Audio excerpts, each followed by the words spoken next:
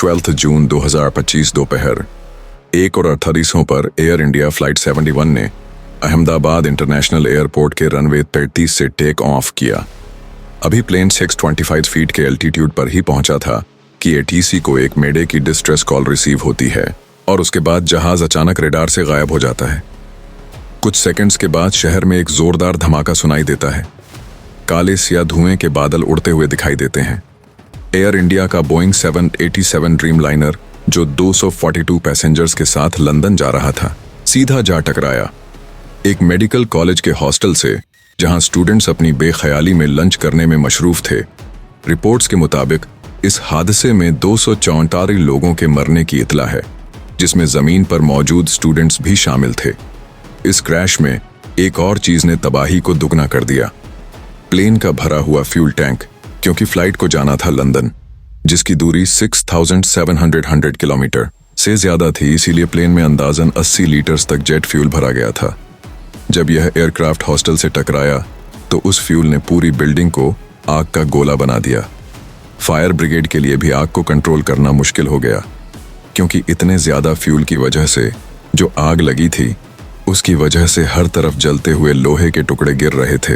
यह फ्लाइट, जिसको Boeing 787 Dreamliner कहा जाता है, अहमदाबाद से लंदन जा रही थी, जिसमें 230 पैसेंजर्स और 12 क्रू मेंबर्स मौजूद थे। 159 लोगों का ताल्लुक इंडिया से 52 लोग ब्रिटिश नेशनल थे, पोर्चुगल से 7 लोग, कनाडा से 1 पैसेंजर, जबकि इसमें 11 बच्चे और 2 इन्फेंट्स भी शामिल थे। कमांड लाइन में थे कैप्टन सुमित सब्रवाल और फर्स्ट ऑफिसर क्लाइव कुंदार। ये दोनों एक्सपीरियंस्ड पायलट थे, लेकिन हैरानक तौर पर इतनी बड़ी तबाही में भी एक जान जिंदा बच गई। इमरजेंसी एग्जिट के पास सीट नंबर 11A पे बैठा था रमेश विश्वास कुमार। उसने मीडिया को बताया कि एक जोरदार धमाका हुआ और चंद सेकंड्स के बाद हर तरफ लाशें बिखरी हुई थीं। डर के मारे मैं भाग गया और किसी ने मुझे एम्बुलेंस में डाल दिया, लेकिन उसका भाई अजय, जो उसके साथ ही सफर कर रहा था, अभी तक लापता है। यह एयरक्राफ्ट 11 साल पुराना था और एविएशन दुनिया में इस मॉडल की रेपुटेशन काफी अच्छी थी। मेटियोलॉजिकल रिपोर्ट के मुताबिक उस वक्त मौसम बिल्कुल क्लियर था, कोई तूफान, बारिश या लो विजिबिलिटी नहीं थी। तो फिर सवाल उठता है कि प्लेन क्यों गिरा? क्या इंजन फेलियर हुआ या फ्यूल टैंक फट गया या कोई टेक्निकल मॉल फंक्शन? कुछ रिपोर्ट्स के मुताबिक प्लेन ने टेक ऑफ के बाद जल्दी हाइट गेन नहीं की।